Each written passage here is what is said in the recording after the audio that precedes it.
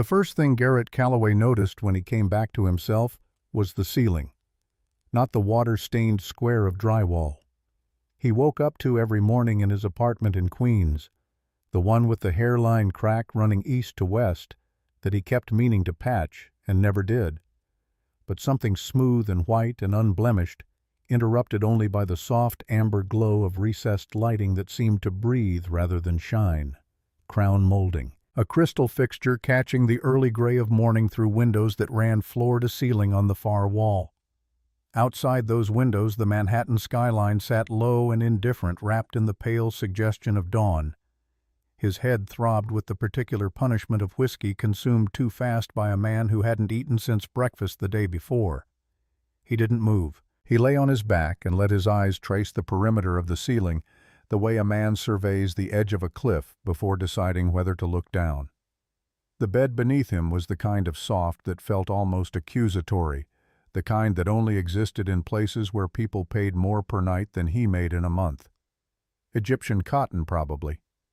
He didn't know enough about Egyptian cotton to identify it with certainty, but he knew enough to know that this was it. He'd slept on a second-hand mattress with a slow leak on the left side for 4 years.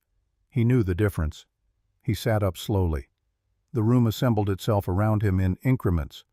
Leather furniture arranged near the windows with the careful indifference of expensive taste.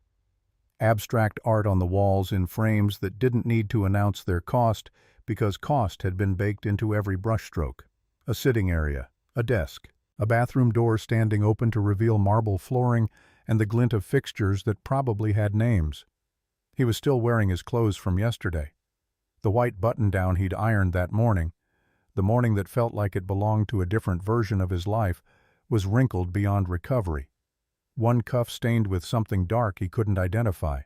His jacket had been draped across the arm of the nearest chair with a care he didn't remember taking. He looked at his hands. On the fourth finger of his left hand sat a ring he had never seen before in his life. Platinum by the look of it. Brushed finish. Simple. The kind of ring that cost what it cost without advertising the fact. He turned his hand slowly in the morning light and watched the metal catch and release the glow from the windows, and the only thought his brain managed to produce in that moment was a flat animal certainty that something had gone very wrong. His mouth tasted like copper and poor decisions. His memory of the previous evening existed in fragments, the warehouse floor. The sound of his supervisor's voice raised in the direction of a kid named Luis, who was barely 22 and had a bad knee and couldn't move fast enough to satisfy a man who'd never lifted anything heavier than a clipboard. Garrett stepping between them.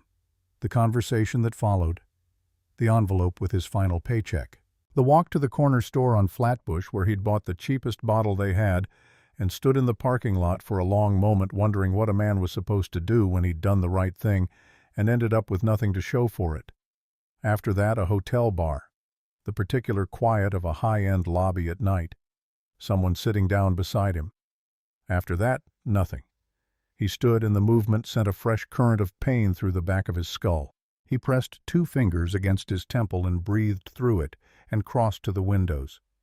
The city below was beginning its slow recalibration from night to morning.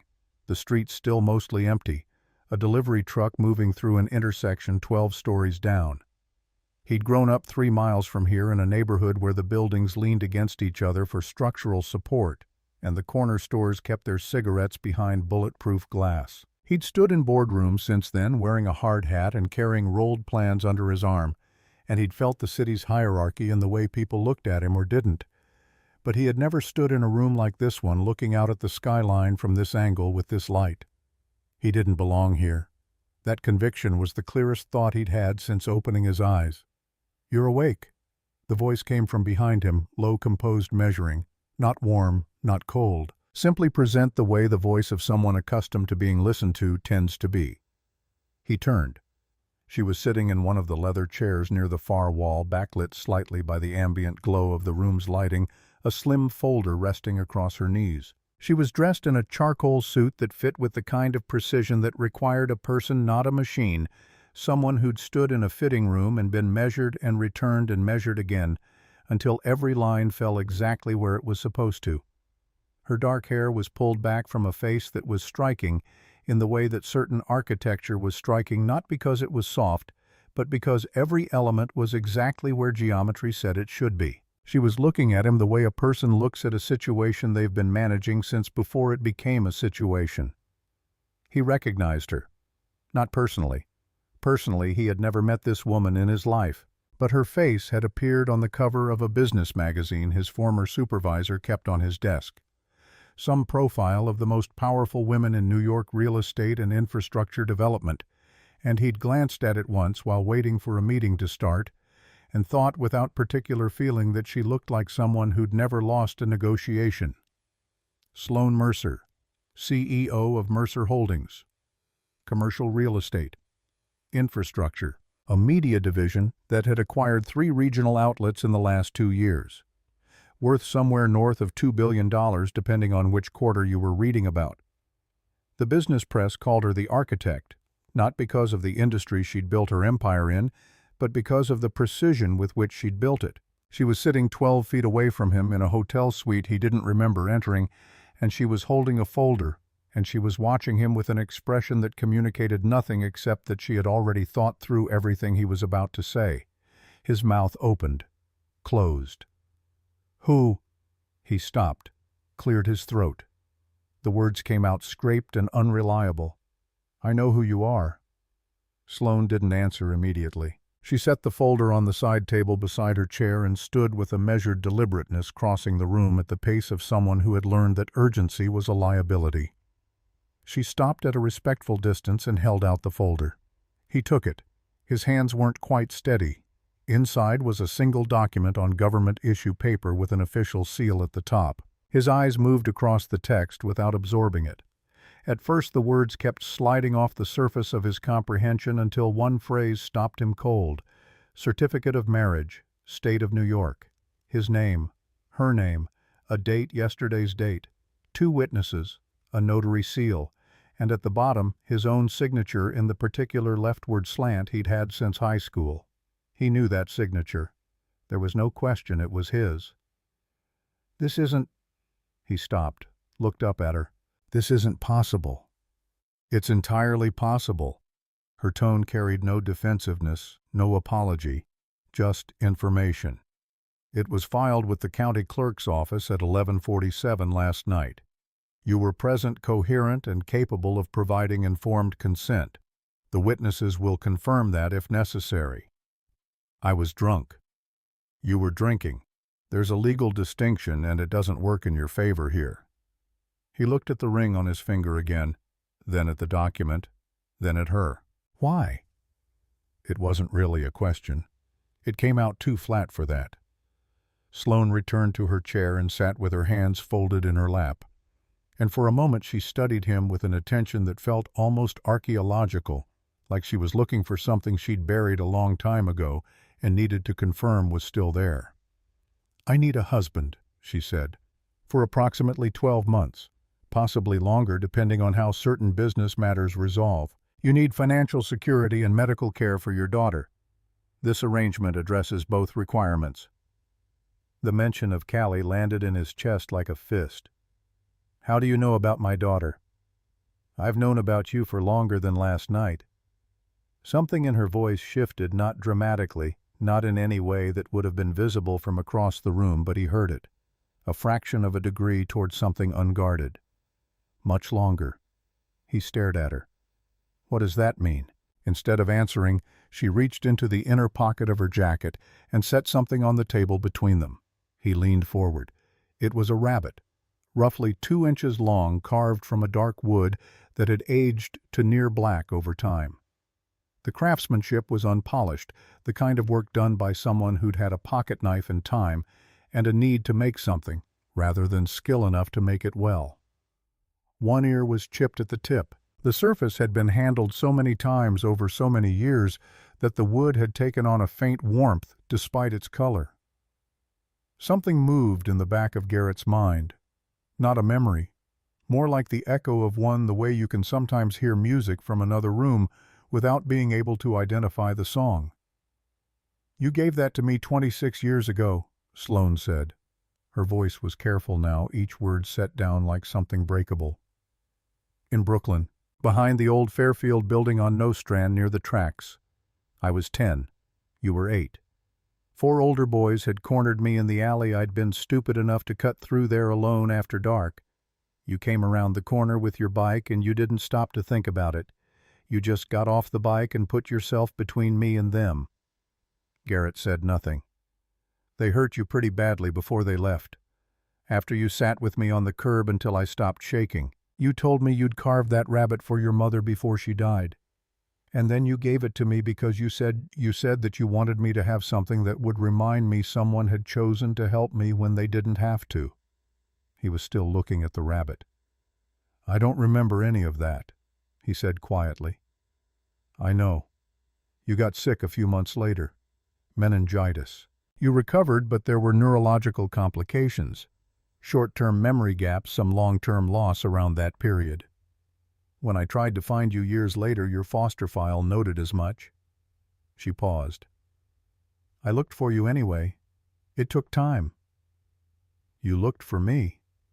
He said it back to her not as a question, but as a fact that didn't yet make sense in the context of everything else.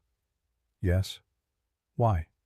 Her eyes held his for a long moment. The precision was still there, the careful architecture of her expression, but something underneath had been left deliberately visible the way a contractor will sometimes leave a single beam exposed in a finished room to remind the occupants that something was built.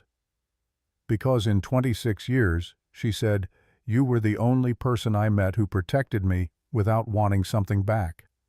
He looked down at the rabbit sitting between them on the table. His finger moved toward it without quite touching it, tracing the air above its carved surface, the way you might reach toward a flame to gauge the heat before deciding whether to pull back. His hands, he realized, were completely still now. He left the hotel with the marriage certificate folded in his jacket pocket and the ring still on his finger because removing it in front of her had felt like a statement he hadn't decided to make yet. The black car Sloane had arranged deposited him at the corner of his street in Queens just after 7 in the morning. He climbed the 4 flights to his apartment. The elevator had been broken since March, and the landlord had stopped responding to messages about it in April, and stood outside his own door for a moment, with his key in his hand, listening. Silence. He turned the lock quietly and stepped inside. The apartment was small, in the way of all the apartments he'd ever lived in. Not cramped exactly, but honest about its dimensions, unwilling to pretend it was something more generous than it was. He'd done what he could with it. The furniture was second-hand, but clean. Callie's drawings were taped to the refrigerator in overlapping layers, each one featuring, among other things, a small rabbit rendered in crayon always in the corner, always watching the main action of whatever scene she'd decided to draw that day. He'd never asked her about the rabbit. It had simply appeared in her drawings one day, and he'd accepted it the way he'd accepted most things about his daughter as evidence of an interior life richer than anything she chose to explain. Behind the curtain he'd hung to divide the living space, he could hear the slow, shallow breathing of a child still in sleep. He stood in the kitchen and set his keys on the counter and put his hands flat on the laminate surface and stood there for a long time. $12.17 in his checking account.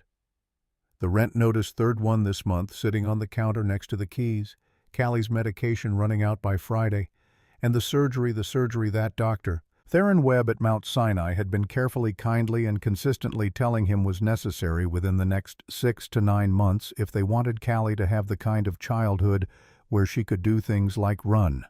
Not extraordinary things. Just run. The surgery that cost $380,000 and existed somewhere beyond the horizon of everything Garrett had ever been able to reach. He looked at the ring on his finger. Dad. The curtain moved and Callie emerged, 7 years old and sleep-rumpled, dark hair tangled around a face that was still navigating its way out of a dream. She was wearing the pajamas with the small stars on them that she'd picked out herself at the thrift store 3 months ago and still preferred to everything else he'd bought her since. She looked at him with the particular attention she reserved for moments when she suspected something had happened that the adults around her were planning to explain wrong. You were out all night. I was. He crossed to her and crouched down to her eye level. You okay, Mrs. Dolores? Check on you. She made oatmeal. A pause. "Dad, did something happen?" He thought about the ring, about the marriage certificate in his jacket, about the woman who'd kept a wooden rabbit for 26 years and tracked him through foster care records and had been apparently in the general vicinity of his life for longer than he knew. "Something happened," he said. "But you don't need to worry about it. That's my job." Callie studied him with eyes that were, as they had always been, slightly too old for her face. "You look like when you're trying to figure something out but you don't know where to start." "That's pretty accurate." "You said that last year, too." She turned and walked back toward the curtain, pausing at the threshold. "About a different thing. You figured it out." She disappeared behind the curtain, and he heard the sound of her settling back onto her mattress, pulling her blanket up. He stood in the kitchen in his wrinkled shirt and thought about how it was possible to love someone so much that the fear of losing them occupied a permanent low frequency in the back of everything you did, every decision you made, every calculation you ran.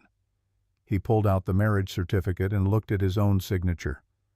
Sloane's terms, when she'd laid them out, were not delivered with any particular warmth. They were delivered the way engineering specifications were delivered, with precision and without apology for the complexity involved. Mercer Holdings was in the final stages of a merger with Halcyon Group, a private investment firm headquartered in Atlanta. Conservative in the way that old money tends to be conservative, not ideologically rigid exactly, but deeply invested in the appearance of stability as a proxy for actual reliability. The board of Mercer Holdings, under pressure from Halcyon's representatives, had spent the last 6 months surfacing concerns about Sloane's personal life in language that was always careful and always underneath the carefulness. The same message: a woman who had built everything alone and kept everyone at arm's length was a woman who might at the wrong moment make a decision without the ballast of anything to lose. She needed a husband, not a performance of presence. Someone who could occupy the position credibly because he was credible, not because he'd been coached. She'd chosen Garrett for reasons she was only beginning to enumerate out loud, and she was choosing her words with the attention of someone who understood that words once said had consequences. He'd laid down 3 conditions before she'd finished explaining. First, Callie would not be used for any public relations purpose, any media appearance, any staged moment designed to support a narrative. Not once, not ever. Second, no performance of feeling in front of his daughter. Callie was 7 and perceptive in ways that went beyond 7, and she would not be deceived by adults who had decided that their arrangement was more important than her understanding of the world. Third, when the 12 months ended, Sloane would leave cleanly. No continued contact designed to ease the transition. No arrangement of convenience that delayed the actual ending. Clean. Sloane had looked at him across the marble table for a long moment after the third condition, and then she'd said, "Agreed." He hadn't believed her about the second condition, not because she'd given him any reason to doubt it specifically, but because it was the condition that would require the most from her, and people in his experience were most reliable about the commitments that cost them least. He would turn out to be wrong about this, but not in the way he expected. She came to the apartment at 2 o'clock on a Thursday. She'd called ahead. He'd told her to come at 2. She arrived at 1:58. He'd opened the door before she knocked because Mrs. Dolores across the hall had already texted him from the window to report a very expensive car double-parked downstairs, and he'd had a minute and a half to prepare whatever expression he was going to arrange his face into. Sloane was not wearing a suit. This was the first thing that disrupted his established model of her. Dark jeans, a cream-colored sweater, her hair down rather than pulled back in the severe arrangement she'd worn at the hotel. She looked younger. Not dramatically, not in a way that erased the particular self-possession of someone who'd spent 15 years running a billion-dollar organization, but in the way that a building looks different when the scaffolding comes down. The structure was the same. The presentation had changed. She looked at him. "May I come in?" He stepped back. She entered the apartment with the careful attention of someone cataloging an unfamiliar environment. Not judgment, not assessment. Just the instinct of a person who had spent her whole life paying close attention to every room she entered, because rooms told you things about the people who lived in them that the people themselves never would. He watched her take in the mismatched furniture and the crayon drawings on the refrigerator and the medication bottles lined up on the counter by the sink, each one with its own pharmacy label and its own cheerful child safety cap. He watched her look at the curtain he'd hung to give Callie her own space. He watched her hands, which hung loosely at her sides, and stayed there. Whoa! Callie had appeared from behind the curtain. She stood at the edge of the living room in her socked feet and looked at Sloane with the open, undefended curiosity of a child who hadn't yet learned to manage the first impression she made. Her head tilted slightly to one side. Her expression was not guarded. It was analytical. "You're really pretty," Callie said. Then immediately, without waiting, "Are you my dad's new boss?" Sloane crouched down, not the performed crouch of an adult managing a child, but the genuine movement of someone reducing the distance because it seemed like the right thing to do.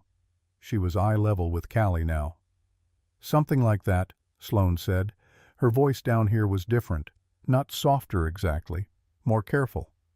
"Actually, I was hoping we might be friends, if that's all right with you." Callie considered this with the seriousness she brought to most proposals. "I have rules for friends." The corner of Sloane's mouth moved. "What kind of rules?" "No lying." Callie ticked them off on her fingers. "No making promises you can't keep. And you have to like chocolate ice cream because vanilla is boring." Sloane held Callie's gaze.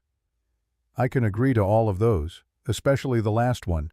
Vanilla is objectively the wrong choice." Something shifted. Callie smiled, the real one, the one that went all the way up to her eyes, and the invisible barrier between them dissolved so completely that Garrett, watching from across the room, felt the absence of it like a change in air pressure. They moved to the floor together, Callie pulling out her coloring book with the enthusiasm of someone presenting credentials, and Sloane settled cross-legged on the threadbare carpet in her expensive jeans without any visible awareness that this was unusual behavior for a woman who ran a company with 1,100 employees. Garrett stood in the kitchen and watched. Callie was explaining her dragon mythology, an elaborate continuity she'd been developing since she was 5, complete with political structures and family trees, and a long-running territorial dispute between the northern and eastern clans that she revisited in every new coloring book she acquired. Sloane was listening. Not performing listening, actually listening, asking questions that built on what Callie had said, rather than redirecting toward something easier to follow. He had expected many things from Sloane Mercer. He had not expected this. About 20 minutes and Callie's energy began to flag. He could see at the slight slowing of her movements, the way her breathing became a fraction more labored, the barely perceptible shift in the color at her lips. She'd been managing it her whole life, and she managed it without complaint. But he knew all its signals, the way you know the sounds of a house you've lived in long enough. Sloane noticed. He watched her eyes track the change, a quick, precise assessment that she hadn't learned in a boardroom. She looked at Callie and said gently, "Would it be all right if I talked to your dad for a few minutes? Boring grown-up stuff." Callie climbed back onto the couch with the dignity of a child graciously conceding a point. "That's okay. I'm kind of tired anyway." She pulled her blanket around her and looked at Sloane one more time with those two old eyes. "You're okay," she said. "For a boss." Sloane stood and followed Garrett the few steps to the kitchen, which was really just the other side of the same room with a half-wall between them for the suggestion of separation. "She's extraordinary," Sloane said quietly. She was looking past him to where Callie was settling into the couch, arranging her blanket with the focused attention of a child who took her own comfort seriously. "She's everything," Garrett said. It came out more plainly than he'd intended without the protective layer of casualness he usually kept over that particular truth. Sloane turned to face him. Something in her expression had changed again. The professional neutrality was still there, but it had thinned in places. He could see through it in a way he hadn't been able to at the hotel. "I spoke with Dr. Webb this morning. I had Callie's records from the free clinic transferred to his office. I hope that's all right." "You didn't ask." "No, I didn't." She met the edge in his voice without flinching. "He's reviewed everything. He wants to see her next week for a full evaluation. Based on the records, he believes she's a strong candidate for the surgery, but he needs to run comprehensive imaging first. If everything looks the way he expects, 6 to 8 weeks. 6 to 8 weeks. Garrett had been living with this problem for so long that solutions had stopped feeling real. He'd heard doctors talk about timelines and costs and probabilities until the words had worn smooth from handling like coins. But 6 to 8 weeks hit differently standing in his own kitchen looking at his daughter asleep on the couch. He found that he couldn't speak for a moment. "Don't thank me yet," Sloane said, not unkindly. "This is going to be difficult. Moving into my building, the visibility, the board meeting next Monday. You'll be walking into a room full of people who are going to decide very quickly that you don't belong there." They'd be right. Her jaw tightened almost imperceptibly.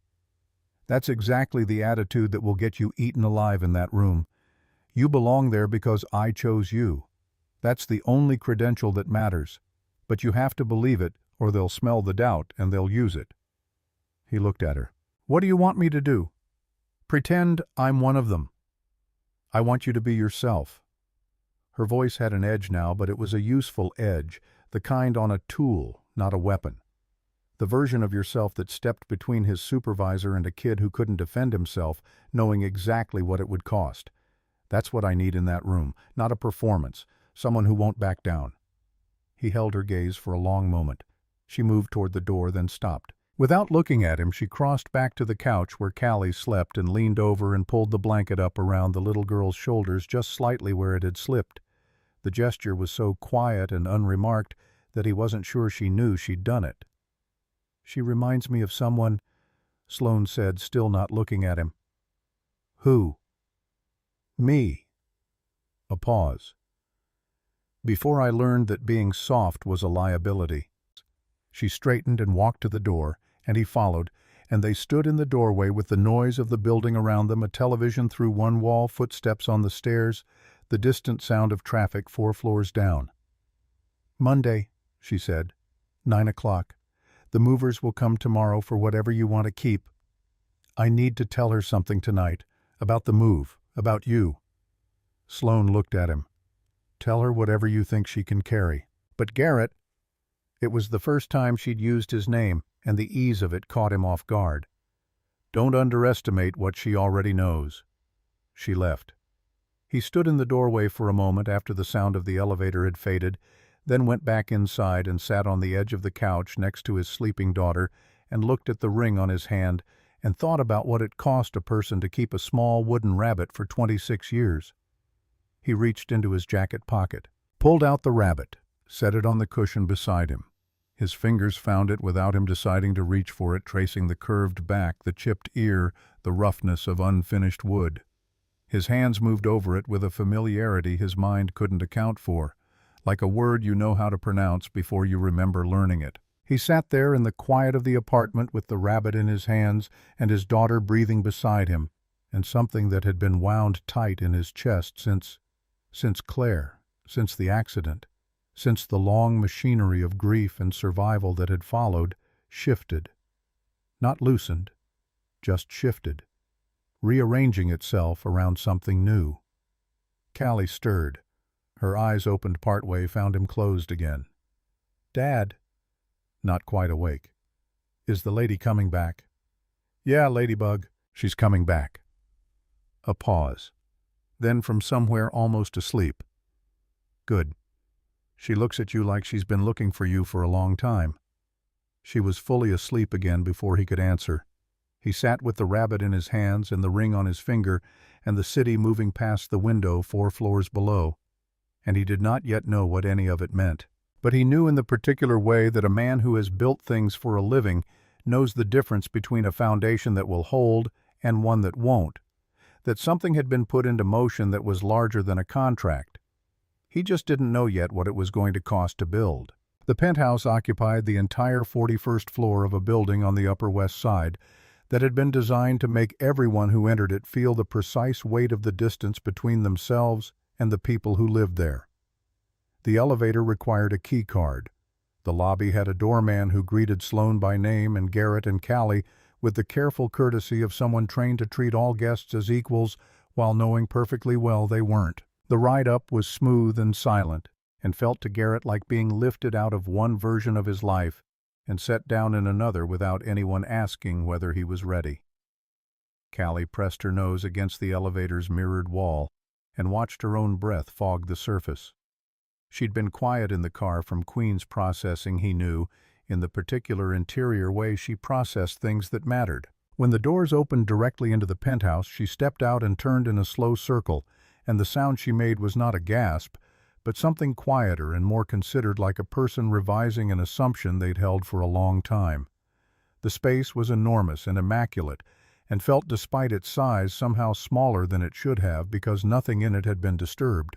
No object out of place, no surface that bore the evidence of ordinary living. It looked like a room that had been waiting a long time for something to disrupt it.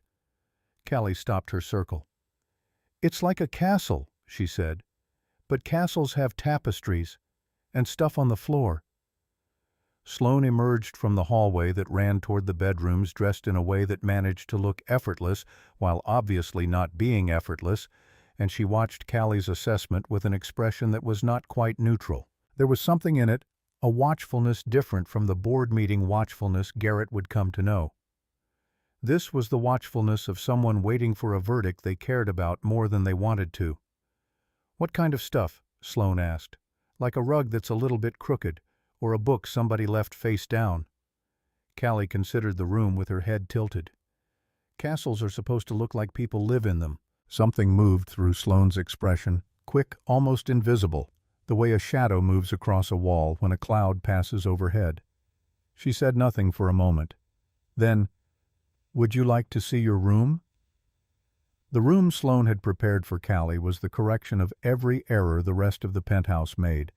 A canopy bed with bedding in the particular shade of blue Callie had circled in a catalog once and never mentioned again to anyone except Mrs. Dolores. Bookshelves already populated with titles that implied research, not the research of someone who'd asked a store clerk what 7-year-olds liked, but the research of someone who'd paid attention to specific details and followed them to their conclusions.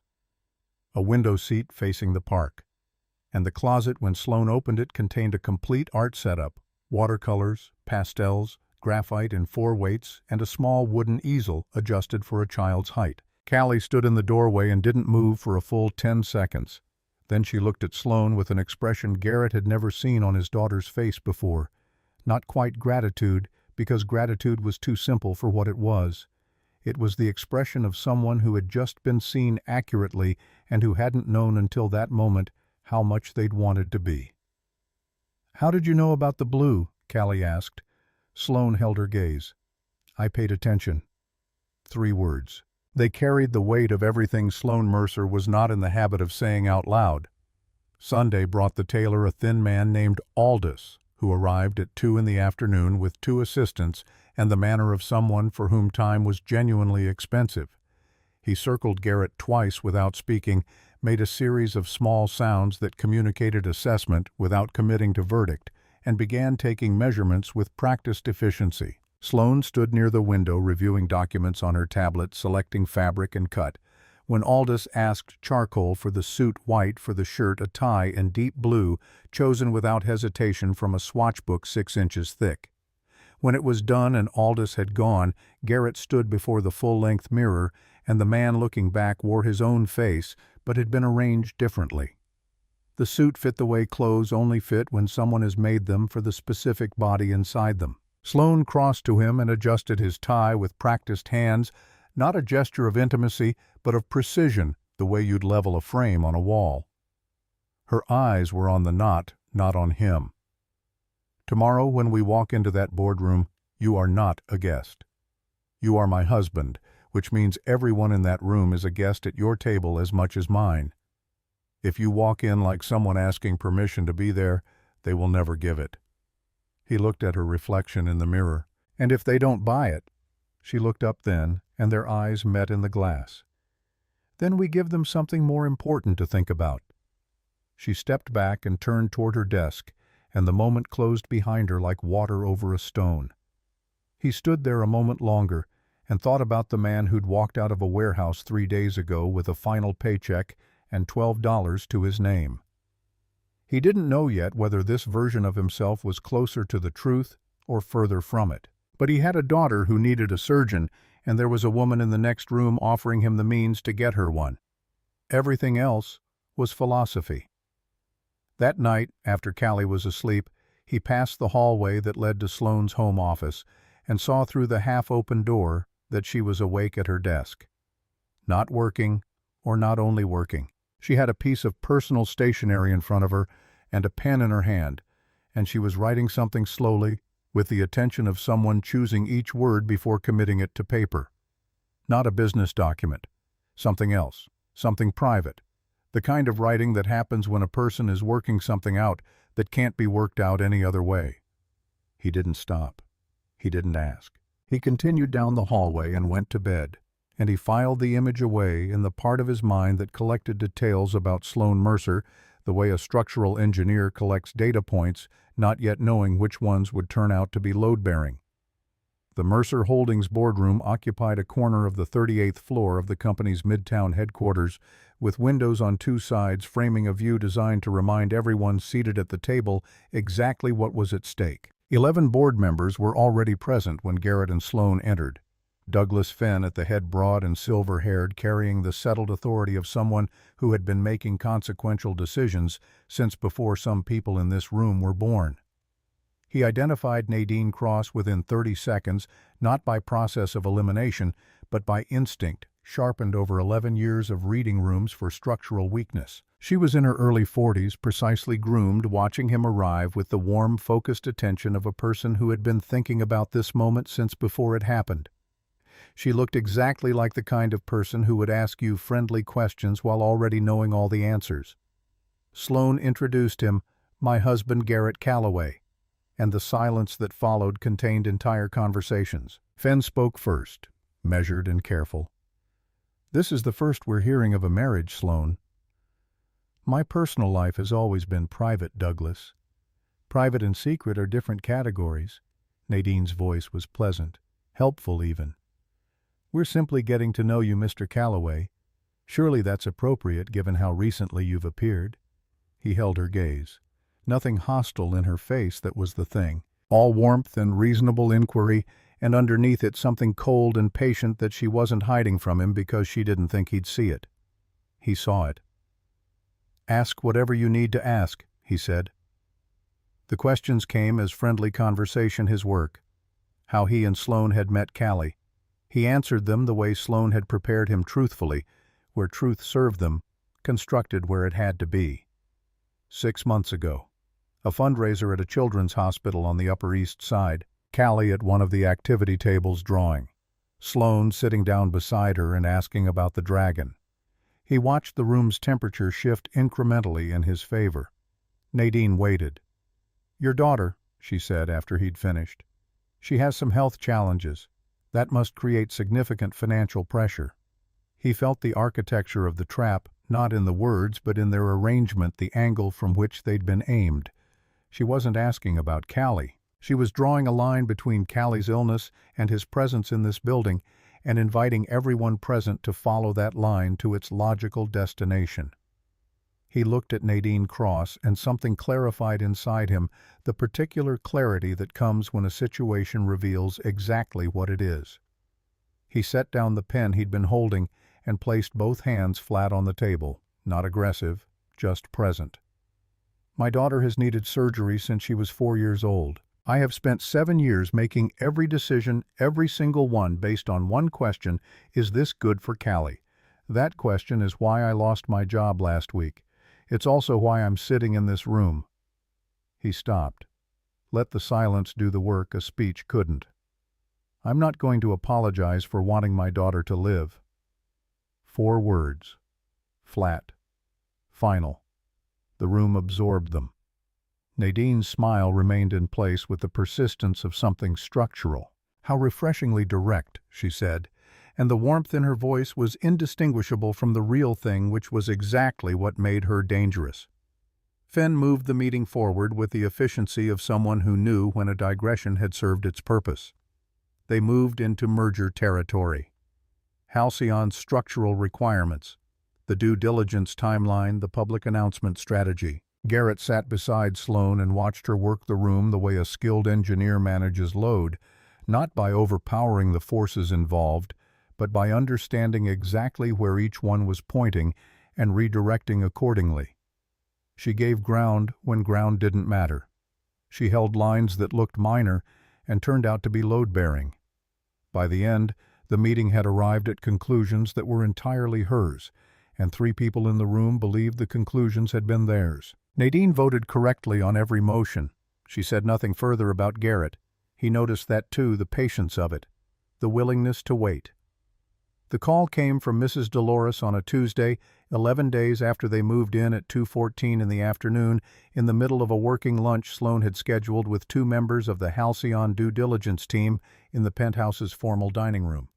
Garrett's phone lit up on the table. He was on his feet before the second ring, and he left the room without explaining himself, because explanation would have required time he didn't have. He heard the dining room door open behind him as he reached the hallway. Sloane's voice carried in the register he hadn't heard from her before, not board meeting neutrality, not professional composure, but something underneath both of those, something that moved with urgency while staying level. "I'll be there. Go." He went. In the elevator going down and in the car going uptown through afternoon traffic, he thought about those 4 words. Not "we'll handle it" or "don't worry." Just "I'll be there." A statement of fact. A commitment made without negotiation, delivered in the tone of someone who understood that some situations didn't require discussion. Mount Sinai's pediatric cardiac unit had the particular texture of all hospital spaces where serious things happen to small people, the deliberate cheerfulness of the wall murals in tension with the gravity that moved through the hallways in the bodies of the people who worked there. Dr. Theron Webb met Garrett at the unit entrance with the calm authority of a man who had delivered difficult information so many times that he'd learned to carry it without wearing it. Callie was stable. The episode had been triggered by exertion. She'd tried to help Mrs. Dolores move a chair, which was exactly the kind of thing she would do, exactly the kind of thing her heart wasn't built for yet.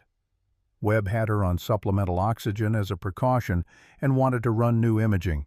Garrett sat in the chair beside Callie's bed and held her hand and watched her sleep, and the fear that lived permanently in the background of his life rearranged itself into the acute, specific terror of a parent in a hospital room, which was its own unbearable thing.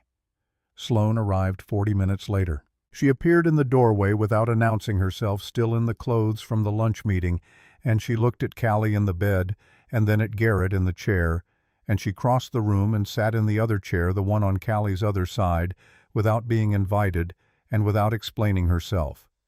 She didn't speak. She didn't offer reassurance. She simply sat, and after a moment she reached across and placed her hand over his where it rested on the edge of the mattress. He looked at her hand on his. She was looking at Callie. He didn't move his hand. They sat that way until Webb returned with the imaging results delivered in the careful language of medicine, the episode consistent with documented progression, the imaging showing changes that compressed the timeline. The surgery needed to happen within 3 weeks rather than 6 to 8. 83%, Webb said when Garrett asked the question he'd been not asking for 7 years. He sat with that number in the chair beside his daughter's bed. 83% was the best odds anyone had ever offered him. It also meant 17 children out of every 100 did not achieve the outcome everyone in the room was hoping for. He did not look at Sloane. He did not speak. She did not make him. When Webb left to arrange the admission paperwork, the silence between them changed texture. It had become something other than professional distance. The silence of 2 people who had arrived at the same place by different routes and were now, without having planned for it, standing on the same ground. "Tell me about the rabbit," Garrett said. He hadn't planned to say it. It came from somewhere beneath planning. Sloane went still. Then slowly, she let out a breath that was almost entirely controlled, but not quite. She talked for a long time, not performing the story, just telling it in the flat, careful way of someone retrieving something stored in a place they don't often open. 7 foster homes across Brooklyn and the outer boroughs. The last one in Flatbush when she was 9 and 10, which had been neither adequate nor safe in the ways that mattered most. The alley behind the Fairfield building, the shortcut that had stopped being safe. She didn't describe what had happened before the boy on the bike came around the corner. She didn't need to. He understood from the shape of what she left out. The boy had been 8 years old and small for his age, and had gotten off his bike with the unhesitating certainty of someone who hadn't yet learned that self-preservation might reasonably produce a different answer. He'd taken the consequences without complaint, and afterward, sitting on the curb with her until she got herself back together, he'd taken a small carved rabbit from his jacket pocket and held it out, told her his mother had loved it and that she'd want someone to have it who needed it more. "I was 10 years old," Sloane said, "and I had decided the way you survived was to need nothing from anyone. And a boy I'd never met handed me something that had belonged to his dead mother." She stopped. Her voice had stayed level throughout, but it was doing something now that level voices do when they are working very hard. "I ran the foster records through a private investigator when I was 28. It took 2 years. Your file had a medical notation, the meningitis, the memory complications. I found you anyway. I've known where you were for 6 years. He looked at her. 6 years? Yes. And you waited until I was in a hotel bar, and the acknowledgement in her expression was precise and undefended, not shame, not apology, just accuracy. That night wasn't the plan. I was there for a halcyon pre-meeting dinner. I saw you. I'd been waiting 6 years to sit down next to you, and I finally did, and one conversation led to another, and some of what happened after was my decision, and some of it surprised me. Which part surprised you?" She held his gaze for a moment, and something in the architecture of her expression opened slightly. Not an invitation exactly, but an accident of mechanism, the way a door opens when the latch hasn't caught. "You," she said, and then she looked back at Callie, and the door closed. They sat in the quiet of the hospital room with Callie's steady breathing between them, and Garrett found himself thinking about the 6 years she'd known where he was. 6 years of choosing not to appear. Not indifference, the opposite of indifference. The restraint of someone who understood that showing up in a stranger's life, even a stranger you owed a debt to, required the right circumstances. Who had been patient enough to wait for them. He thought about the piece of stationery on her desk the night before. The slow, careful writing. The privacy of it. He didn't ask. Not yet. But the image stayed with him. Dolores told him about Callie on the 4th evening of their hospital stay while Sloane was in the hallway taking a call, and Callie slept the deep sleep of children on medication. She'd been waiting to tell him he could see that. Sitting with it for days, with the patience of a woman who knew the right moment for difficult information and trusted herself to recognize it. What Callie had done in the first week at the penthouse had not been accidental. The fear of the dark that required Sloane to sit with her. Callie had been afraid of the dark once at age 4 and had resolved it long since. The specific questions she'd asked Sloane about Garrett's work, about what he'd been like before the accident that took Claire, about what he needed from people, those questions had not been the random curiosity of a 7-year-old. They had been targeted, gathered through careful listening and accumulated observation over days. "She told me, Mrs." Dolores said, her voice low, "that she'd decided the first day that Miss Sloane was the one who'd been looking for her dad without knowing she was looking." She folded her hands. "I asked her how she knew. She said she looks at Dad like she already finished a sentence she started a long time ago." Garrett sat with that in the chair beside his sleeping daughter and thought about a 7-year-old who had quietly, methodically, without anyone's assistance, created the conditions for 2 stubborn people to see what was already in front of them. Not by manufacturing something false, by removing the obstacles that would have kept them from finding what was real. He was going to have to significantly revise his understanding of who had been managing whom since the beginning. The email arrived on Sloane's phone on the 5th morning, while she and Garrett were sitting on opposite sides of Callie's bed waiting for Webb's rounds. He watched her read it, watched her face not change the total, practiced stillness that he now recognized as the expression she wore when something was requiring the most from her. She turned the screen toward him without speaking. The subject line read, Mercer / Halcyon Concerns, Leadership Stability. The email was from Halcyon's lead representative to Douglas Fenn, copied to the full board. It contained attached a document compiled with accuracy that required internal access. Garrett's employment termination, his financial profile, the medical billing history from Callie's previous treatment at the free clinic. The narrative woven through them was carefully constructed. A CEO, in a moment of personal vulnerability, had formed a hasty attachment to a man whose circumstances made his motivations transparent, and the board's fiduciary responsibility required them to examine whether this judgment called other judgments into question. It wasn't signed. It didn't need to be. Garrett looked up. Sloane was watching him with an expression, waiting for something to see whether he would recognize what this was or whether he would need it explained. "Nadine," he said. One word. A statement, not a question. Sloane nodded once. "She's been positioning for this since before the merger was announced. She didn't go to the press, she went directly to Halcyon, which is cleaner. This isn't about destroying me publicly. It's about creating enough doubt in the right room to get the board to replace me before the deal closes." A pause. She'd get everything she's been building toward for 8 years. He thought about the way Nadine had smiled at him in the boardroom, the warmth of it, the patience underneath. She had known even then that the information in this email existed and could be deployed. She had been waiting for the optimal moment, the way a person waits for the right weather before making a journey, not with malice exactly, but with the cold calculation of someone who had decided long ago that Sloane Mercer's position was a destination worth reaching and had been mapping the route ever since. She had used Callie's illness. She had taken the most private and painful fact of Garrett's life and arranged it into evidence of someone else's bad judgment. He felt something settle in his chest. Not anger exactly, but its more useful cousin.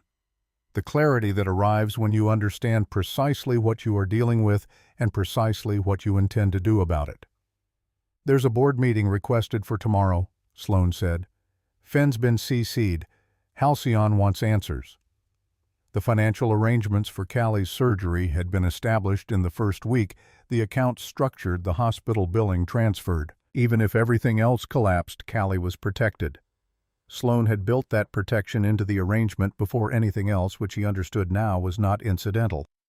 It was the architecture of someone who had decided before she'd known what any of this would become that the child's safety was not negotiable.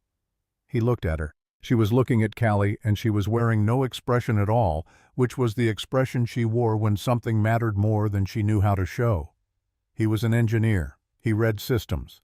He understood load paths and failure points, and the difference between a structural problem and a surface one. He had been reading Nadine Cross's system since the first board meeting, and he had spent 11 days of hospital corridors and waiting rooms following the data where it led. "I need access to your IT director," he said. Sloane looked at him. "The documents in that email," he said. "They came from internal files. Someone accessed them from inside the company. Every file access leaves a record timestamp credential device ID.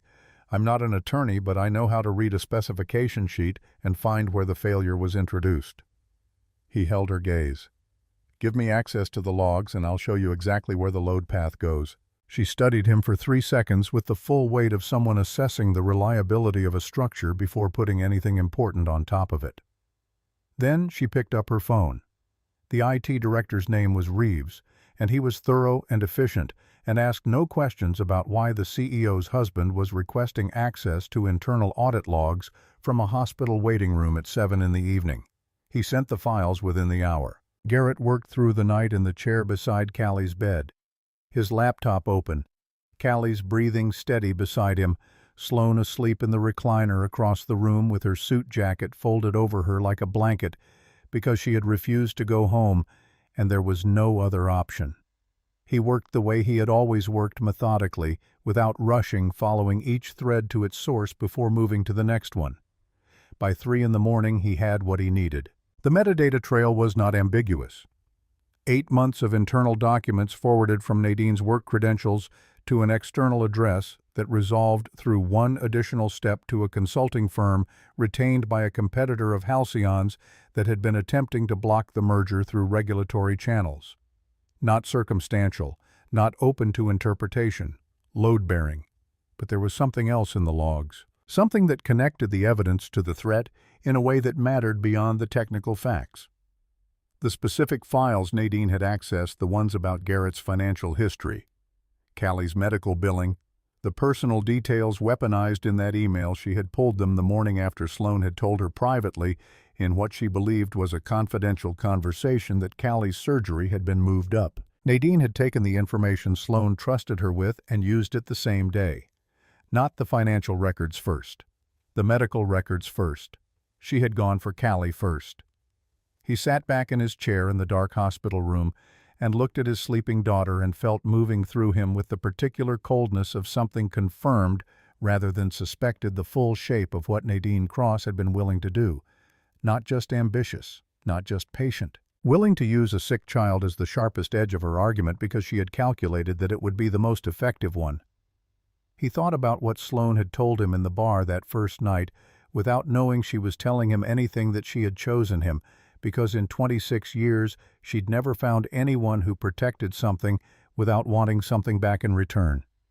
He thought about what it must have cost her to trust Nadine with the information about the surgery, to let someone inside the wall. He looked at Sloane asleep in the recliner across the room, her suit jacket pulled to her chin, her face in sleep carrying none of the architecture of control it carried when she was awake. He opened a new document and began to organize the evidence into a format that would be readable to anyone in a boardroom. Clean, specific, undeniable. The kind of report that didn't require interpretation because the data spoke in a language everyone in that room would understand. He worked until 5 in the morning. When he was done, he closed the laptop and set it on the table and sat in the dark listening to Callie breathe. By the time Sloane woke at 6 and looked across the room at him, he had the folder ready. "Tell me what you need tomorrow," he said. She looked at the folder. She looked at him. Something moved through her expression, not visibly the way emotions move in movies, but in the way a foundation settles. A small adjustment that changes the relationship between every element above it. She didn't say thank you. She held his gaze for 3 seconds with the full weight of Sloane Mercer behind it, which was its own particular form of trust. "The truth," she said. "I need you to help me tell the truth." Outside the hospital window, New York moved through its early morning with its ordinary indifference, and inside the room the machine beside Callie's bed kept its steady count, each heartbeat purchased at a cost neither of them had finished calculating, each one carrying them forward toward whatever came next. The boardroom was the same room it had always been. Same windows, same table, same view of the city arranged behind the glass like an argument for consequence, but it felt different the morning Sloane walked in to tell the truth about everything. Different in the way a room feels when the person entering it has decided to stop managing it and simply occupy it. Garrett walked beside her. Not behind, not slightly ahead in the way of men who need the room to see them arrive first. Beside. He'd noticed in the elevator coming up that she was breathing with the controlled deliberateness of someone who had learned to regulate fear through mechanics rather than feeling, and he'd said nothing about it because saying something would have required her to acknowledge it, and she wasn't ready to acknowledge it in the elevator going up to the thing she was about to do. All 11 board members were present, Fenn at the head. Nadine Cross in her usual seat mid-table, composed in a gray suit, her expression arranged in the architecture of concern, not hostile, never openly hostile, but carrying the weight of a woman who was here reluctantly, who had raised important questions only because her obligations required it. 3 seats down from Nadine sat a man Garrett hadn't seen before.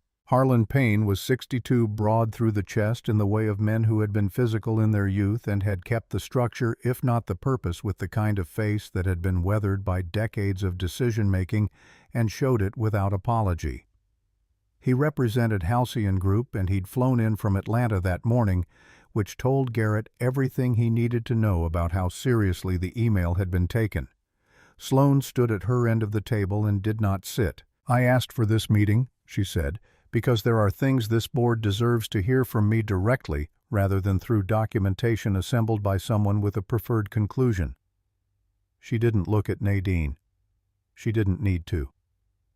"I'm going to tell you the truth about my marriage, my background, and the last 10 years of decisions I've made on behalf of this company. After that, you can vote on whatever you need to vote on."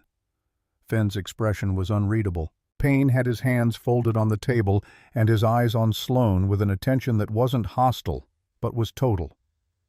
She told them about the foster care system first, not as an apology and not as a plea, as a fact delivered in the register of someone who had decided that a thing they'd protected for a decade no longer required protection. 7 homes, Brooklyn and the outer boroughs. The last one in Flatbush, which she described only in terms of what it produced in her rather than what happened there, a certainty that the only reliable safety was the kind you built yourself, and a corresponding difficulty trusting anything she hadn't constructed. She told them she'd withheld this information from the board because she'd believed, correctly or not, that it would be used to construct a narrative about instability rather than understood as the origin of the particular kind of strength that had grown the company's value by 340% in 11 years. She told them about Garrett, about the alley in Brooklyn 26 years ago, about the rabbit, about 6 years of knowing where he was before she'd sat down beside him at a hotel bar and had a conversation that had gone further than she'd planned. She told them that the marriage had begun as an arrangement, that both parties had entered it with practical motivations and documented terms, and that she was not going to stand in front of them and pretend otherwise, because pretending otherwise was exactly the kind of thing that would justify every concern Nadine had raised about her judgment. Then she looked up from the table and said to the room rather than to any single person in it, "I started with a contract. What I have now is a family. I'm not asking you to approve of how I got there. I'm telling you what's true, because this company has always run on my willingness to face difficult situations with accurate information rather than comfortable fiction, and I'm not going to stop doing that because the difficult situation is personal." The room was silent. Nadine Cross spoke first, and her voice carried the quality of someone who had prepared for multiple versions of this moment and was now selecting the appropriate one. "The board appreciates your candor, Sloane, but the concern isn't the origin of the relationship. It's the judgment involved in structuring a legal marriage around a business need, and whether that judgment is consistent with the standard we need from the person leading a $2 billion merger." Garrett had been sitting 3 seats down from Sloane's right, and he had been quiet through everything she'd said because she'd asked him to let her go first, and he'd agreed to that. But he recognized the sentence for what it was. Not a question, not a concern, but a door being held open for a vote that Nadine had already counted. He opened the folder in front of him. He'd been a structural engineer for 11 years before the warehouse job. And the thing about structural engineering was that it required you to be able to read a system to understand how the forces were distributed, where the load was being carried, which elements were weight-bearing and which were decorative, and where the failure would originate if the system was compromised. You learned to see it everywhere, in buildings, in organizations, in arguments. He'd been reading Nadine Cross's system since the first board meeting, and he'd had 11 days of hospital waiting rooms to follow the load paths. The folder contained printouts, metadata from the documents in Nadine's email to Halcyon, compiled from the access logs Sloane's IT director had provided when Garrett had asked very specifically and very quietly for the record of which internal credentials had accessed the files attached to that email in the 72 hours before it was sent. A summary of 8 months of forwarded internal communications from Nadine's work account to an external address that resolved with one additional step to a consulting firm that had been retained by a competitor of Halcyon's attempting to block the merger through regulatory channels. Not ambiguous, not circumstantial, load-bearing. He passed the folder to Douglas Fenn. He didn't stand, he didn't make a speech. He said, "I'm an engineer, not an attorney, but I know how to read a spec sheet and identify where the failure was introduced. That's what's in the folder." Fenn opened it. The room waited. Fenn read for 2 minutes and 12 seconds, Garrett counted, because counting was something to do with his hands that wasn't gripping the edge of the table. Then Fenn set the folder down and looked at Nadine Cross with the expression of a man who had been sitting at the head of consequential tables for 30 years and knew exactly what he was looking at. Nadine's composure held for approximately 4 seconds. Then it didn't. She didn't collapse. She didn't confess dramatically or produce explanations that might have humanized what she'd done. She simply went still, in the particular way of someone whose next move requires calculation she hasn't had time to complete, and the stillness itself was its own form of answer. Fenn said 2 words to the man on his left, The board's general counsel, and those two words set in motion a process that would take the rest of the morning to complete, during which Nadine Cross would be escorted from the building by two members of the security team with the quiet efficiency of an organization that had done this before and saw no benefit in theater. Harlan Payne had not spoken during any of this. After Nadine left the room after the general counsel had excused himself to make the calls that needed to be made after the remaining board members had regrouped around the table with the slightly dazed quality of people recalibrating their model of the morning, Payne cleared his throat. He was 62 years old and had the manner of a man who spoke infrequently in rooms like this one and therefore expected to be heard when he did. "I grew up in the system," he said. The words landed without preamble, without qualification. "Georgia foster care. 11 homes between the ages of 4 and 17. I've been hiding it in boardrooms like this one for 40 years because I made a calculation early on that the information was a liability." He looked at Sloane with something that wasn't pity and wasn't admiration, but was in the vicinity of both the look of someone recognizing a road they know. "You're the first person I've seen say it out loud in one of these rooms. I don't know if that's courage or just good timing, but I know the difference between someone telling the truth and someone performing it." He paused. "Halcyon will proceed with the merger, on the original terms." Fenn let out a breath that was not quite audible, but was visible in the way his shoulders descended a fraction. Around the table, the arithmetic of the room shifted with the particular finality of a vote that didn't need to be called because everyone could already count. The surgery was scheduled for a Thursday. The 12 days between the board meeting and the operating room had a quality that Garrett would remember later as suspended, not quite real, not quite in the normal flow of time, as though the universe had agreed to hold everything in place until the thing that mattered most had been resolved. They moved through it together, he and Sloane and Callie, in the way that people who haven't yet fully named what they are to each other sometimes do, with the careful attention of people who understand that the thing they're protecting is fragile and act accordingly. Sloane had taken leave from the office. She didn't announce it as a sacrifice. She simply stopped going in and started being present, and the distinction between those two things was everything. She learned Callie's medication schedule within 48 hours and never needed to be reminded again. She learned how Callie liked her toast cut on the diagonal, never straight across, which was a preference Callie had held since age 4 and had never explained, and she cut it that way every morning without commenting on it. She read to Callie every night in the run-up to the surgery, working through the dragon mythology with a commitment to narrative continuity that Callie found both satisfying and slightly hilarious, and she did the voices with the unself-conscious completeness of someone who had stopped monitoring how she appeared. 4 days before the surgery, Callie asked the question that had been building in the room for weeks. It came at the end of a night reading session, in the particular quiet that descends after a story has finished and before sleep arrives, and it came with the directness of a child who had decided that the adults in her life could be trusted with honesty because they had demonstrated it. "What if I don't wake up?" Callie said. Garrett's chest went hollow. He felt Sloane sitting on the other side of the bed go completely still in the way she went still when something required her whole self to manage. He started to speak, and Sloane was there first, her voice carrying a steadiness that had nothing performed in it. It was the steadiness of someone who had decided that this child deserved the real answer rather than the comfortable one.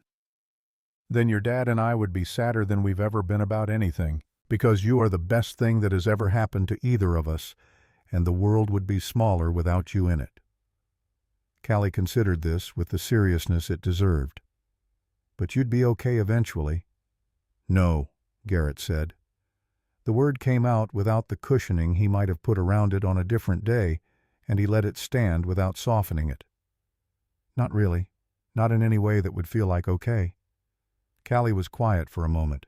Then she looked at both of them, that survey moving from one face to the other, and back the assessment he'd known since she was 3 years old, and she said, "If something happens to me, you have to stay together, you and Sloane. Promise me." The silence that followed was the loudest thing in the room.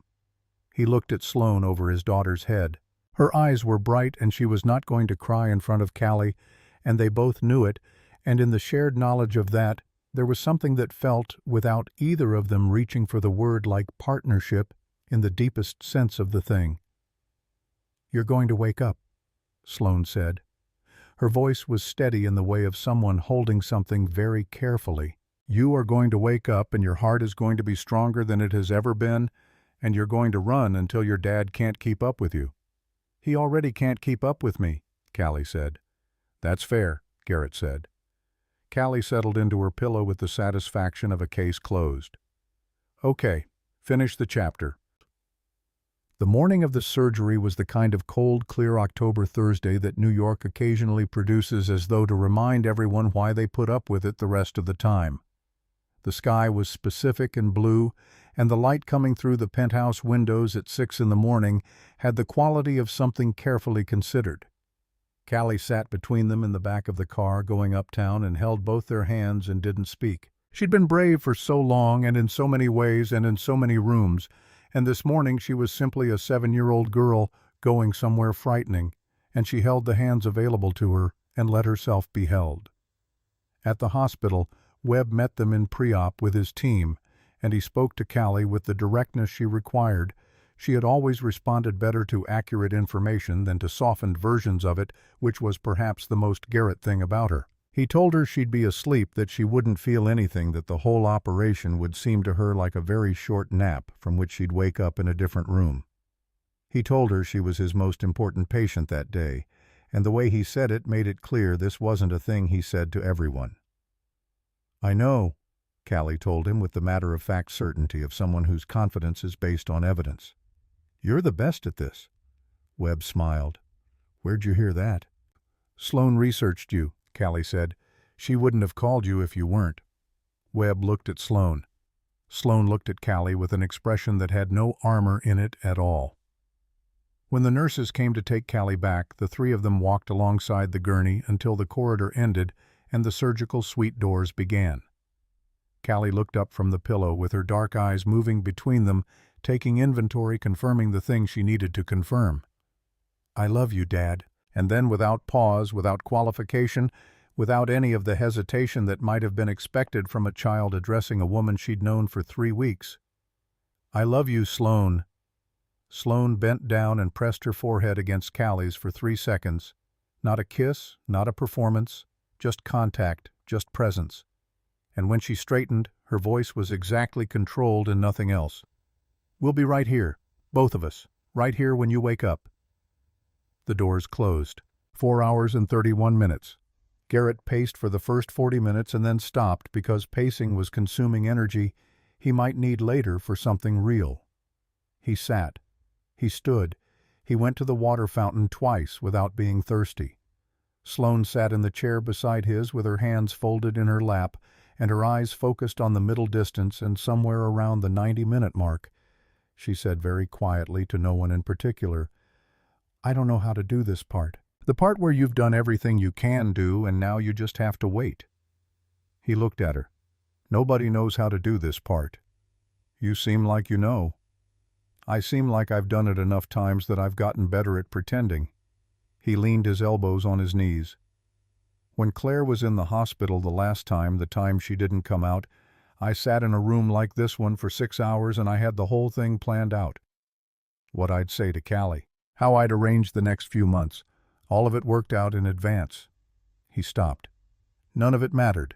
Planning is what you do when you need to feel like you have some control over a thing you have no control over." Sloane was quiet for a moment. "Does it help?" "No, but it passes the time." She almost smiled. Not quite, the situation didn't allow for quite, but the corner of her mouth moved, and it was the most unguarded thing he'd seen from her since the hospital room when she'd told him about the rabbit. They found the chapel somewhere around the 3-hour mark, not because either of them had sought it out, but because they'd been walking the hospital corridors and it had appeared on their left, and they'd both slowed at the same moment with the unspoken acknowledgement that they were out of hallway to walk. It was a small room with wooden pews and a stained glass window that caught the midday light and broke it into something kinder than it had been before. They sat together in the front pew, and neither of them spoke for a long time. Garrett was not a man who prayed in any formal sense of the word. He'd grown up in a household where church was an occasional gesture rather than a practice, and the years since Claire had not moved him closer to the kind of faith that organizes itself around specific requests. But he sat in that small room and directed something, not words, not exactly, toward whatever might be on the receiving end of such things. A single, sustained intention. Let her live. Let her grow up. Let her run. Beside him, Sloane was very still. After a while, she said, "I spent a long time being angry at the idea that any of this was being managed by something larger than the decisions people made. It seemed like the most dangerous kind of story to tell yourself." A pause. "Right now, I would tell myself any story that got her out of that operating room." "Then tell it," he said. She closed her eyes. They sat in the chapel for 22 minutes, which he knew because he watched the clock on the wall across from the pew without meaning to, measuring time in the only currency that mattered that morning. Webb appeared in the waiting room doorway at 1:47 in the afternoon. His face communicated the information before he'd crossed half the distance between them, and the information was good. Garrett read it in the set of his shoulders, in the way he was walking rather than moving with urgency, in the fact that he was here himself rather than having sent a nurse. He read it in the half-second before Webb spoke and felt the knowledge arrive in his body before the words confirmed it. "She's out," Webb said. "The repair held perfectly. Her heart is strong, stronger actually than the pre-surgical imaging suggested it might be after correction. She's in recovery, and she's going to be asking for both of you in about 20 minutes. The sound Sloane made was not a word. It was something prior to words, something that came from the place where 26 years of controlled surfaces had been stacked up against exactly this kind of moment, and the stack had finally reached its limit. She was crying. Not in the managed, contained way of someone allowing themselves a measured expression of feeling. She was crying the way people cry when they've been holding something back for so long that the release of it takes everything in the immediate vicinity with it fully, without architecture, without any of the careful construction that had been the visible surface of Sloane Mercer for as long as anyone in any boardroom had known her. He put his arm around her and she leaned into him, and he held her in the middle of the hospital waiting room while she came apart and came back together. And he didn't say anything because there was nothing to say that was worth saying, and she didn't need words. She needed someone to stand there while it happened, and he stood there. When she pulled back, she was not composed. She was herself, which was, he understood in that moment, something entirely different. Callie's recovery room had the particular quality of all rooms, where relief and exhaustion occupy the same space, a warmth that wasn't quite comfortable, a brightness that wasn't quite cheerful, the smell of antiseptic underneath everything else. She was smaller in the hospital bed than she was anywhere else, which was always the thing that got him. The way the equipment around her made her look like what she actually was, a child, rather than what she usually seemed, which was someone who had simply decided to be 7 years old rather than being required to be. Her eyes opened when they came in. Not fully, the anesthesia was still working through her system, but enough. She saw them both, and the effort of the day was visible in her face, but underneath it something had settled. The particular tension that had lived around her eyes and her mouth for as long as he could remember, the quiet, constant effort of a body working harder than it should have to for ordinary things, was gone. Her face, without it, was simply her face. Unconstrained. His daughter's face, as it was supposed to look. "Hi," she said. Her voice was rough from the breathing tube, and she said it like someone returning from a long way away. He took her hand carefully, avoiding the IV line. He managed, "Hi, Ladybug." "Did it work?" "It worked perfectly." She was quiet for a moment, processing. Then, "My chest feels weird." "That's the surgery healing. It'll feel better in a few days." She looked past him at Sloane, who was standing at the other side of the bed with her hand resting on the mattress near Callie's arm, close but not touching, giving Callie the option of the contact, rather than imposing it. Callie looked at her for a long moment, with the eyes that saw everything. "You stayed," Callie said. Sloane's voice was steady, and it was the kind of steady that isn't controlled but earned. "I told you I would." Callie thought about this with the thoroughness she brought to propositions that mattered. Then she turned her hand over on the mattress so her palm was facing up, an offering, and Sloane placed her hand in Callie's without hesitating. "Okay," Callie said. Her eyes were drifting, the medication pulling her back under. "Can I call you Mom? Not like—" She stopped, reorganizing. "I know you're not. I just want to know if it's okay." The room held its breath. Sloane leaned forward, and her voice when it came was the quietest and most certain thing Garrett had heard from her. "It's more than okay. It's exactly right."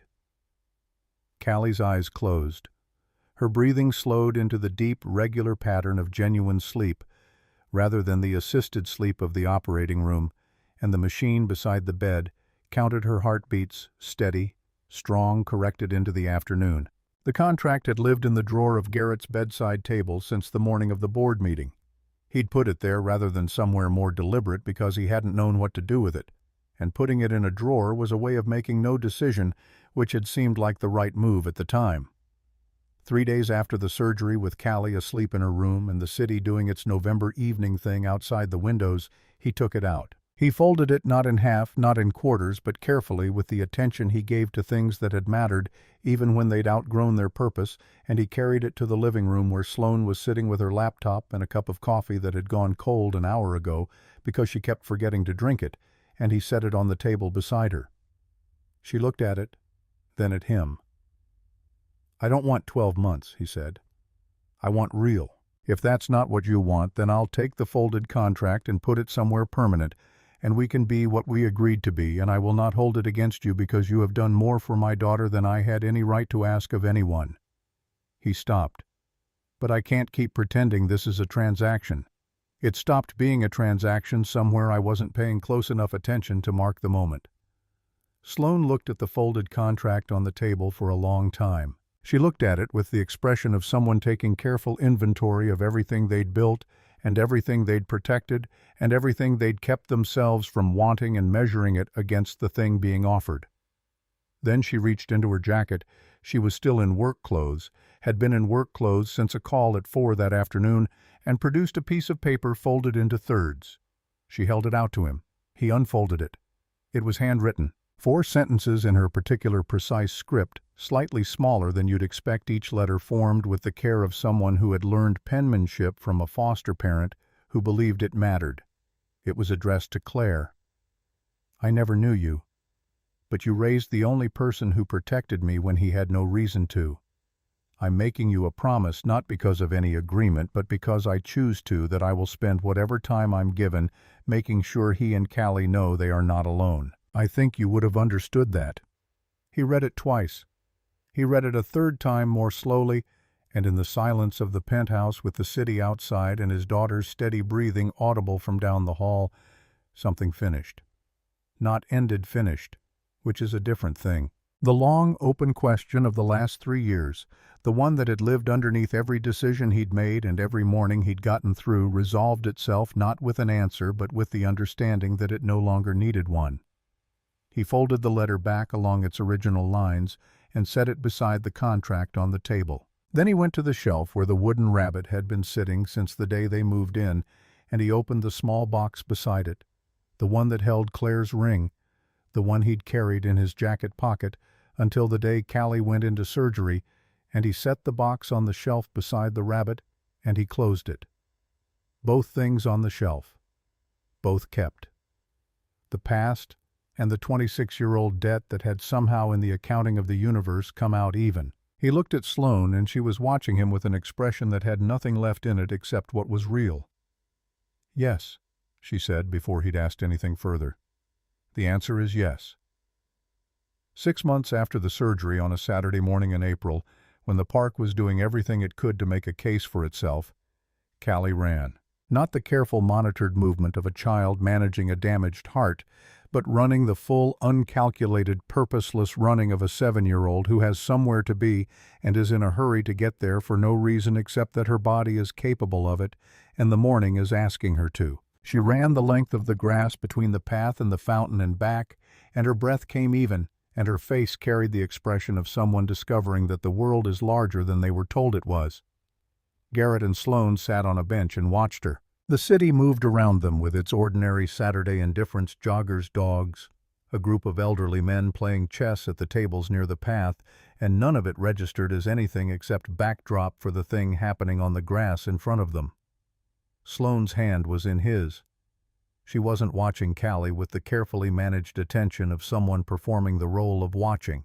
She was simply watching fully with her whole self, because this was her daughter running in a park on a Saturday in April, and there was nowhere else her attention wanted to be. Callie circled back to them, eventually slightly winded in the normal way, the way of effort rather than illness, and she dropped onto the bench beside Sloane with the careless ease of a child who has decided exactly where she belongs. "Did you see that last part?" Callie said. "Every part," Garrett said. "I'm going to be really fast." "You already are," Sloane said.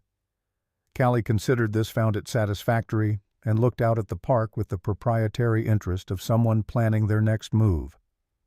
After a moment she said, without particular emphasis, in the tone of someone noting a fact they expect will be already known, "I'm glad you both figured it out." Sloane looked at him over the top of Callie's head. He looked back. "We had help," Sloane said. "I know," Callie said. "That was me." She jumped off the bench and ran back toward the fountain, and Garrett laughed the full, unguarded kind he'd forgotten the sound of, and Sloane laughed beside him, and the city went on doing what cities do, and the morning asked nothing of any of them except to be in it. Later, much later, when Callie had worn herself out and they were walking home through the long afternoon light with her between them and her hands in both of theirs, Garrett thought about the boy on the bike who had turned a corner 26 years ago and made a decision without thinking about it. He hadn't known that boy. He hadn't known that the decision would travel forward through decades and loss and luck and find its way eventually to a sidewalk on the Upper West Side with a daughter who could run and a woman who had kept a wooden rabbit long enough to return it. He hadn't needed to know.